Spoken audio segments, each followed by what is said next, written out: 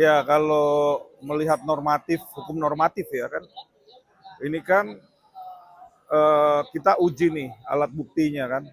Kalau alat buktinya kemudian eh, dalam posisi ya, dalam dugaan kita dalam melawan hukum, kalau masih dalam taraf laporan, kan masih taraf penyelidikan, otomatis belum bisa dikatakan bahwa ini alat buktinya melawan hukum.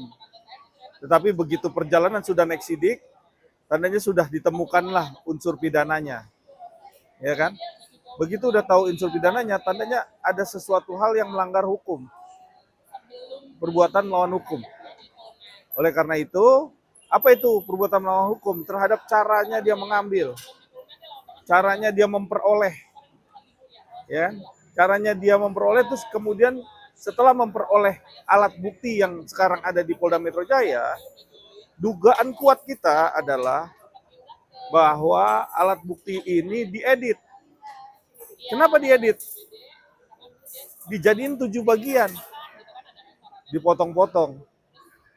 Otomatis dari aslinya, realnya, dari alat bukti yang ada di CCTV tersebut, itu sudah sama dia sudah direpro. Artinya sudah tidak asli lagi.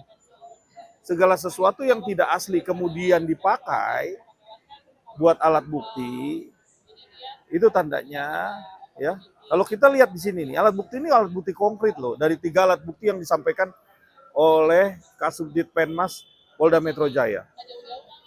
Alat bukti konkret itu adalah alat bukti yang menyangkut mengenai material pidana, yaitu pasal 284 perzinahan. Kita disclaimer nih, oleh karena alat bukti itu nggak bisa berdiri sendiri dengan 2 alat bukti saja.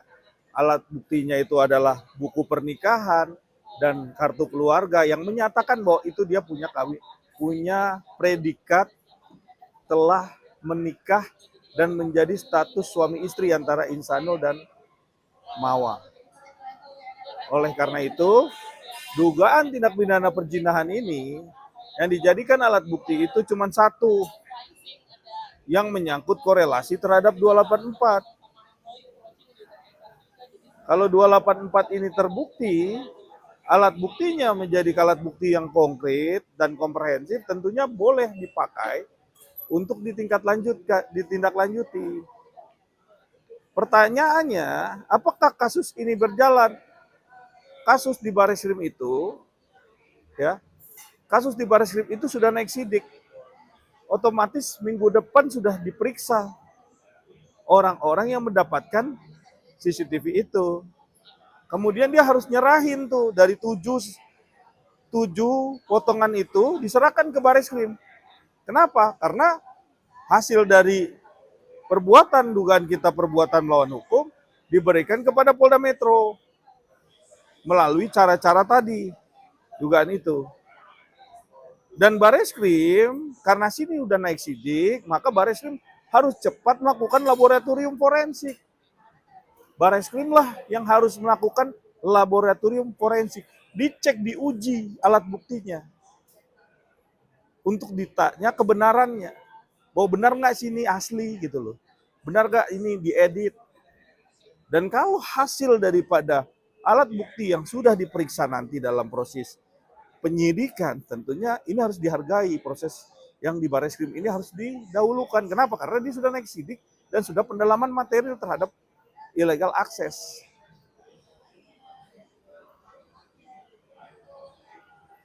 Nah, berarti bisa dibilang ya kalau kita duga ya aktor utama itu si A itu memperjualbelikan atau menjual ke si M, istri sah dari IF ya, bisa dibilang gitu bang. Makanya yang harusnya videonya utuh tapi karena dipotong-potong itulah. Ya. Bisa dibilang gitu bang. Jadi rangkaian peristiwa ini tidak bisa terpotong sendiri menjadi satu bagian cerita. Ini nggak bisa direkayasa juga nggak bisa. Karena apa? Karena datangnya saksi kunci ini, kalau saya lihat ke belakang, saksi kunci ini datang tuh tiba-tiba tadinya cerita. Dan kemudian Inara kaget. benar-benar kaget. Memang ini nggak ada yang direkayasa, semua murni dalam satu peristiwa kejadian tuh murni. Oh tadinya begini-begini. Jadi rangkaian cerita yang kita ambil, loh ternyata dia ini ngambilnya dari sini gitu. Bahkan Inara sendiri nggak tahu siapa yang ngambil itu dugaan yang di CCTV itu, dengan cara apa juga dia nggak tahu. Apakah dia masuk dalam illegal access atau mengambil dalam mencuri CCTV kemudian dimasukin ke dalam komputer di flash disk gitu loh. Nah kemudian ini harus tahu juga dalam satu rangkaian cerita ini yang nggak bisa diputus. Tentunya rangkaian ini diruntut lah. Kan konsul ke saya tanya bagaimana sih peristiwanya, saya tanya dulu. Karena nggak mungkin ini direkayasa. Kan ada bicara bahwa ini rekayasa. Nggak ada rekayasa, karena juga Ina bingung. Inara juga bingung itu dapetnya dari mana ya. Apakah dia melalui handphone yang ada passwordnya, apa lewat password? Kan kita semua nih masih menduga-duga nih tadinya. Apakah lewat password? Apakah lewat aplikasi, email yang dibongkar terus akhirnya masuk ke dalam situs CCTV ini. Kan? Menduga-duga. Tiba-tiba ya anak buahnya Inara, bekas anak buahnya Inara, tiba-tiba ngomong cerita konsul, tapi ketakutan. Ketemulah kepada saya. Iya, minta tolong mau konsul tadinya. Begitu konsul, saya ngelihat peristiwa dan sampai bukti-buktinya semuanya. Kan konsul sama saya. Lihat, ini kok lucu nih. Peristiwa ini ada satu hal yang janggal gitu loh. Kenapa janggal? Karena kita menilai, mengamati, kok begitu ngambil terus didiemin selama hampir lama juga lumayan 2 bulan karena di situ ada waktu jadi CCTV ini dan memory card ini ada masa waktunya kurang lebih 2 bulan lebih. Dia lebihin dulu karena biar tidak ada ketumpukan posisinya. Jadi begitu terhapus baru dia ambil nih ininya. Gitu loh, ceritanya seperti itu. Setelah sudah tidak bisa lagi men-save gambar yang master, artinya master nih kan, karena yang langsung monitoring dan langsung nge-save kan dia di CCTV itu. Udah nggak ada lagi di master ini kan gitu, karena udah lewat kan masa waktu ini. Setelah itu barulah diedit dugaan kita tuh, terus dipindahin ke si A, ke si B, dan lain-lain, sampai ke M. Posisi seperti itu. Kenapa? Ini memang satu hal yang saya rasa ini memberikan satu peristiwa inilah yang kita lihat gitu. Nah dugaan ini tentunya nggak berdiri sendiri. Kita tahu dia membongkar satu fakta, tapi alat bukti yang dipakai ini kan alat bukti melawan hukum gitu loh. Dia dapetnya dari mana kan gitu. Ini yang harus diproses dulu. Karena dasar hukum itu kan bukan melihat benar salah, tapi bagaimana perolehan, bagaimana cara dia mendapatkan alat bukti itu.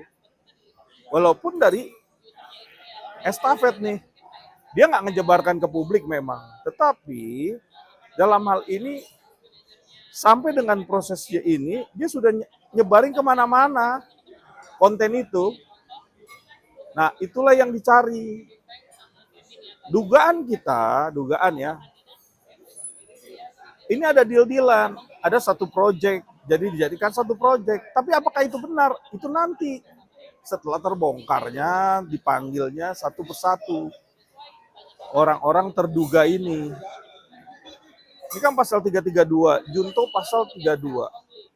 Tandanya apa? Tandanya ada pengeditan. Dan ancaman hukumannya itu pasti di atas 5 tahun. Ini undang-undang elektronik, apalagi undang-undang terbaru elektronik. Itu jelas ancaman hukumannya 6-7 tahun penjara.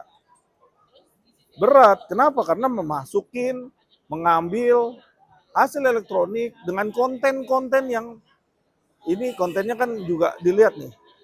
Nah, terus di situ ada pemanfaatnya.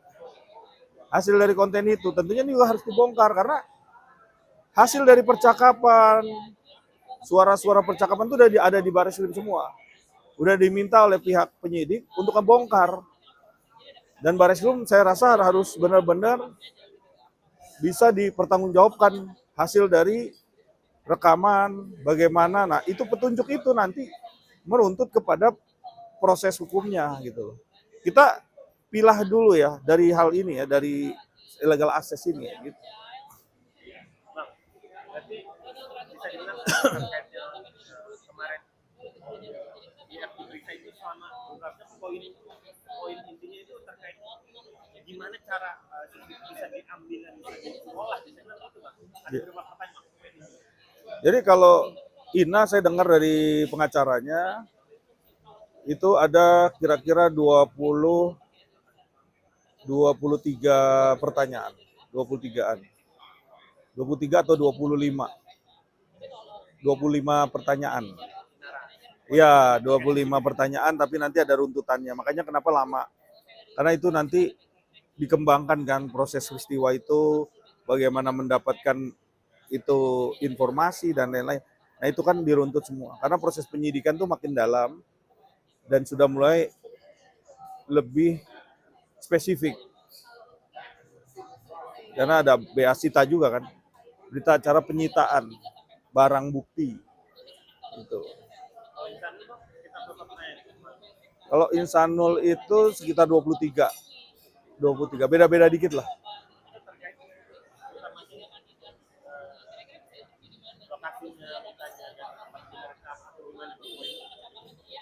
Ya hampir sama karena menuntut kan. Nanti kan pertanyaan itu akan juga dipertanyakan kepada terduga nih. Terduga siapa? Itu pertanyaan itu nggak jauh karena nanti ada korelasinya. Hubungan peristiwa kejadian kan tuh kan harus menyesuaikan faktanya, menyesuaikan kejadian gitu loh. Jadi kejadian awal ada apa sih waktu itu, bagaimana sih? Nah itu runtutan itulah yang nanti ditanya sampai kepada terduga. Nah nanti disandingkan nih dengan handphonenya dia karena itu kan menyangkut handphone. Kalau dihapus tentu bisa dibuka lagi. Seperti itu. Berarti terkait pernyataan Bang itu, Bapak Saudara telah ingin memohon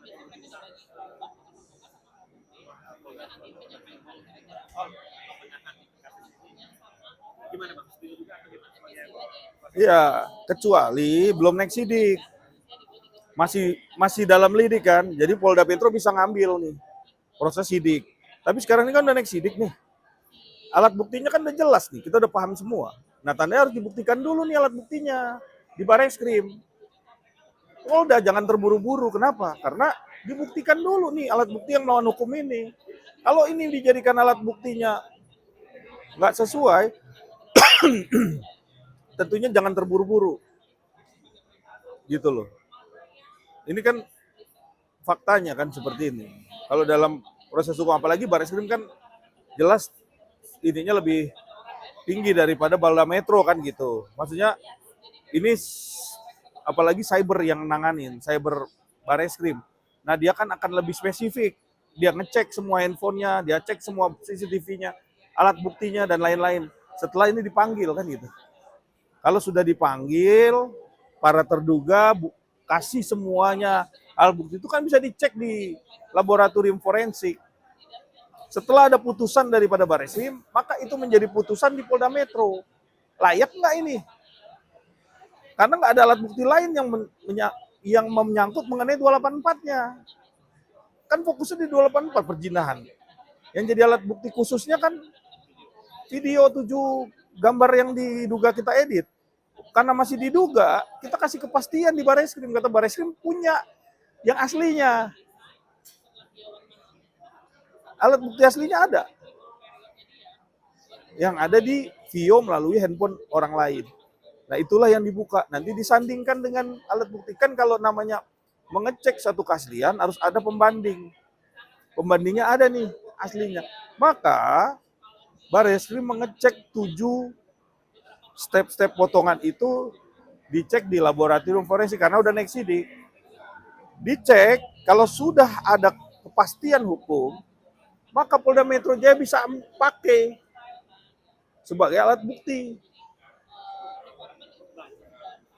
Semalam ya, semalam datangin podcast dia dan Densu bilang apa benar ngasih tidak ini video kamu dengan Satul, tapi dia bilang agak buram dan dia bilang tidak terlalu jelas lah, tapi tanya lagi apakah lokasinya sama atau benar, dan dia bilang mirip dengan sama. Ini emang benar-benar sudah terorganisir, ilegal sudah seperti abang bilang, cara dapatnya salah sampai terbongkar atau dapat sampai ke bawah. Ya, proses hukum itu kan menganut hukum positif. Artinya hukum positif itu menganut alat bukti yang benar-benar harus komprehensif, harus sesuai. Ingat nih, kita bicara masalah alat bukti. Kalau bicara peristiwa, itu bagaimana orang yang ada di video itu betul atau enggak, melakukan atau enggak, pengakuan apa enggak, itu kan ada di KUHP. Kalau dia melihat itu bukan dia bisa membantah aja, apalagi itu bukan CCTV-nya. Tapi saya nggak bicara ke situ. Biarkanlah Inara dan Insanul yang bisa menjelaskan itu apa dia atau bukan. Ya, karena kalau proses ini berjalan, lakukan prosesnya. Cuman kan teori hukum berbicara bahwa alat bukti itu tidak boleh melawan hukum. Maka dibuktikan dulu alat buktinya benar-benar tidak melawan hukum. Kalau kita duga itu melawan hukum, tandanya kan masih banyak cara-cara lain untuk bisa mengupayakan agar bisa dijadikan satu landasan sebagai alat bukti yang benar-benar kuat gitu loh. Saya rasa begitu. Respon dari Sanul setelah diperiksa oleh beberapanya, setelah pulang sudah ada lega atau ada kecewa dari Sanul terkait dia ditangkap penyidik kasus itu, ada perasaan lega atau ada kecewanya? Jadi gini, ini sih sebenarnya kalau saya lihat nggak ada rekayasa, murni nggak ada rekayasa. Karena mereka kaget juga begitu CCTV-nya itu ada di Polda Metro Jaya sebagai alat bukti, itu dia kaget. Kenapa bisa ada di situ gitu kan? Terus yang pertama, yang kedua terjadinya peristiwa ini adanya saksi kunci juga dia kaget karena nggak datang ujuk-ujuk, nggak datang langsung kayak semacam di itu, nggak ada, dia ketakutan. Ini histeris, takutan sampai nangis, sampai gemeteran. Ini saya punya fotonya dia sampai gemeteran, videonya si saksi kunci ini sampai ketakutan, dia nggak mau jadi saksi kunci. Karena dia minta ya perlindungan hukum, perlindungan dirinya dia sebelum dia mau jadi saksi kunci, karena dia nggak pernah tahu tentang hukum. Ya nanti bisa dibuktikan sendiri aja. Karena saksi kunci V ini benar-benar nggak pernah tahu hukum. Baru kali ini. Saya rasa ini nggak ada rekayasa sama sekali. Silakan aja buktikan. Semua berjalan, bahkan ketemu sama saksi kunci pernyataan kepada Inara tanda tangan di situ atas keselamatannya dia. Mungkin nggak itu sebagai itu di depan saya juga kan nggak kenal sebelumnya, sama Inara juga nggak kenal tadinya, karena memang pada waktu itu ketemu ada saksi kunci bisa mau konsul, nangis, jadi ceritanya begini diruntut semuanya. Kita kan sebagai PH ya, lawyer yang tahu tentang bagaimana sih kedudukan hukum dalam proses yang adanya proses hukum ini gitu loh. Jadi kaget kita semua begitu tahu di illegal access ternyata ada saksi kunci ini yang sama-sama histeris. Akhirnya Inara ditanya, sanggup nggak dia bikin keselamatan terhadap Viola ini? Akhirnya Inara sanggup bikin di atas materai, yang sanggup, dan dia menjamin segala bentuk apapun yang terjadi kan. Inara tanggung jawab karena dia takut diintervensi, dia ancam atau macam-macam kan, arah ketakutan dia, siapa yang melindungi dia gitu loh. Dia takut seperti itu. Akhirnya konsulat kita ke penyidik, dari penyidik langsung diarahkan begini karena memang itu fakta, nggak direkayasa, nggak ada rekayasanya di sini karena memang ternyata ngambilnya begini, ini kan perbuatan melawan hukum. Jadi itulah yang terjadi ya, dan itulah yang harus kita pahami. Ceritanya seperti itu, nggak ada dipotong-potong. Jadi silakan aja. Jadi dia sampai semua itu dia tanda tangan karena kebenaran harus jamin keselamatan dia, jamin segala sesuatu yang terjadi sama dia. Ini harus bertanggung jawab karena ini sudah masuk ranah fakta dan saksi fakta ya, saksi dari fakta itu emang beresiko. Tapi kalau nggak dibuka kan kita nggak tahu, benar nggak? Bang, akhirnya kan harusnya si saksi kunci itu, si V itu datang ke Barreskrim hari ini, tapi dijadwalkan ulang ya Bang. Ini kenapa Bang? Karena emang kesibukannya atau karena ada takut yang tadi seperti aku bilang ada intervensi makanya dia masih agak takut atau gimana Bang? Ya, jadi handphonenya kemarin udah disita selama 2 hari oleh penyidik. Itu juga dia sebenarnya nggak ada masalah. Tetapi begitu handphonenya mau disita keseluruhannya, yang jadi problem tuh ada pertama ada kerjaannya dia, terus ada juga dia kan punya m-banking dan lain-lain, sama data-data notes yang dia bikin catatan-catatan, ya tentunya nggak ada hubungannya dengan peristiwa kasus ini. Oleh karena itu penyidik memberikan ruang nih dan waktu untuk bisa memindahkan data, memindahkan semua sampai juga hal-hal yang bukan menyangkut kasus ini. Jadi itu yang dipindahin. Yang lainnya sama handphone aslinya diserahkan ke penyidik, tapi dia minta waktu hari Senin. Tadinya kan hari ini, tapi dia minta jadwal di hari Senin. Tapi Barreskrim sudah diberitahu, ya nanti mungkin Senin dia harus serahkan.